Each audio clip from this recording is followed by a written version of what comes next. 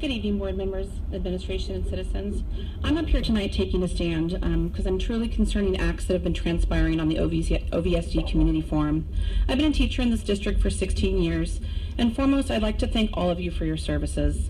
Up until recently, I did not know how difficult your job had become. Never in a million years would I think that a public servant who dedicates hours of their time to children, schools, and the community would be harassed to the extent that I have witnessed on this forum that uses OVSD as its name. A handful of people have taken over that site with no intention of creating anything positive for OVSD except a daily soap opera of board, union, teacher, and administration bashing.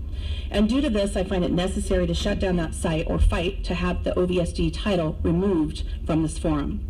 Just because you are a public servant does not give others the right to show up at a private event, follow you to a parking lot, and badger you about asbestos while shoving a phone in your face and recording in hopes that you get a reaction that they can cram on the forum.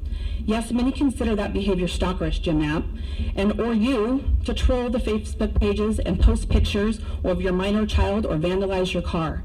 I'm not a Hillary supporter, but when she used the term basket of deplorables, it made me think of these handful of individuals that are going to extravagant abuse, stalking, and dangerous lengths to tear down all the hard work that I've seen take place over the last couple of years since Ms. Tarvin, Mr. Gaglione, and Mr. Souders have been elected. I would like to share some of those names who constantly have displayed deplorable behavior, in my opinion, and their association with the OVSD. Chuck and Bridget Johnson, no children in the district. They live in the Westminster School District boundaries. Craig Frampton, Carrie Baker, no children, do not live in the school boundaries.